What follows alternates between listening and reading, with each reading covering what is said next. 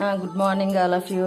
ఈ కూర ఈరోజు నేను వండిన కూర అయితే ఎవరికి తెలియదండి. మన జనరేషన్కి తెలియదు అంటే మన తర్వాత జనరేషన్కి అసలు తెలియదు. ఇది ఇప్పుడు మనకి పనసపళ్ళు సీజన్ అండి. లోన పిక్కలు ఉంటాయి కదా, ఆ పిక్కల మీద ఉన్న వైట్ది కూడా తీసేసి చిన్న ముక్కలు కట్ చేసుకోవాలండి. మా మదర్ చిన్నప్పుడు వండేవారు, చాలా బాగుంది. ఇది నాకు కూడా మేమందరం కూడా ఇష్టంగా తినేవాళ్ళము. ఆ కూర ఈరోజు వండి చూపిస్తాను. కాకపోతే ఇందులో విత్ మిల్ మేకర్ కూడా యాడ్ చేస్తున్నాను. ఫస్ట్ కాస్త ఆయిల్ వేసుకుంటామండి. ఇప్పుడులాగే నేను చెప్పాను కదా, ఫస్ట్ ఉల్లిపాయలు వేసుకుంటాము. ఉల్లిపాయలు తర్వాత కొద్దిగా ఆవాలు, తర్వాత కొద్దిగా జీలకర్ర. నేను ఎప్పుడు ఫస్ట్ నుండి నేను చెప్తూనే ఉన్నాను మీకు. ఫస్ట్ మనము సాల్ట్ వేసామంటే ఉల్లిపాయలు బాగా వేగుతాయండి. ఉల్లిపాయలు తర్వాత కొద్దిగా ఇదిగోండి కరివేపాకు వేస్తున్నాను. ఇవి వేగిన తర్వాత చూద్దాం. ఉల్లిపాయలు చక్కగా వేగిపోయాయండి. చూడండి, చాలా బాగా వేగేది. నేను మొన్న కర్రీ చేసేటప్పుడు దోసపప్పు, జీడిపప్పు, తెల్ల ఉల్లి, అల్లము పేస్ట్ చేసుకున్నాను. ఎక్కువ చేసేయడం వల్ల కొద్దిగా ఉండిపోతే అది మనము ఫ్రిడ్జ్లో స్టోర్ చేసుకున్న వారం రోజుల వరకు ఉంటుందండి. ఆ తర్వాత ఈ పేస్ట్ వేసాను. ఈ పేస్ట్ వేసిన తర్వాత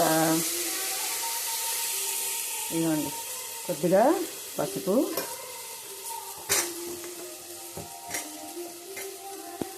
ఈ కూర మాత్రం ఎవరికి తెలియదు కానీ చాలా బాగుంటుందండి. కొద్దిగా కారము,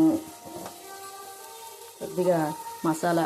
ఈ పేస్ట్ కొద్దిగా మనం దగ్గరుండి వేపాలండి. ఎందుకంటే జీడిపప్పు కాబట్టి ఇది మనకి ఎలా అంటే కాస్త వేరంగా మాడిపోతుంది అనమాట. కాబట్టి దగ్గరుండేలాగా వేపాలి. ఎంతసేపు అక్కర్లేదు, ఒక 30 సెకండ్స్ ఇలాగా వేపేసిన తర్వాత ఇందులో కొద్దిగా టమాటా వేసుకోవాలండి. ఒకసారి ట్రై చేయండి మీరు కూడా. మనకు నచ్చితే కనీసం పిల్లలకు నచ్చకపోయినా ఇగోండి టమాటా వేసుకున్నాను. టమాటా కాస్త మగ్గిన వరకు మనం ఇది ఇలాగా కలుపుతూ ఉండాలి. సిమ్లో పెట్టుకోండి. టమాటా వేసిన తర్వాత ఒక 2 మినిట్స్ స్టవ్ సిమ్లో పెట్టుకోండి.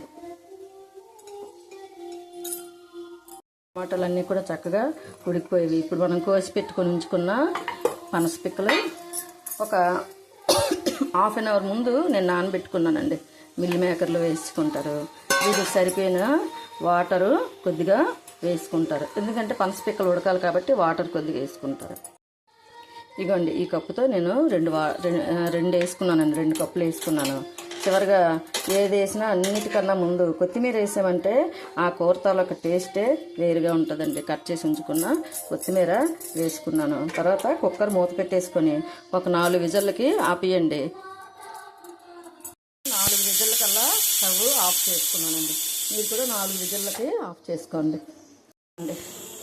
పిక్కల కూర, పనస పిక్కలు, మిల్ మేకర్ కర్రీ రెడీ అయిపోయింది. చూడడానికి చాలా బాగుంది కదా, స్మెల్ కూడా చాలా బాగా వస్తుందండి. మనం ఈ కూర వండుకోవాలంటే మనకేంటంటే ఈ సీజన్లోనే అవకాశం ఉంటుంది. ఎందుకంటే ఈ సీజనే పనసపళ్ళు సీజన్ కాబట్టి కూర మీరు ఒకసారి ట్రై చేసి నాకు వీడియో కానీ నచ్చినట్టుంటే నా ఛానల్కి సబ్స్క్రైబ్ చేయండి. Thank you all.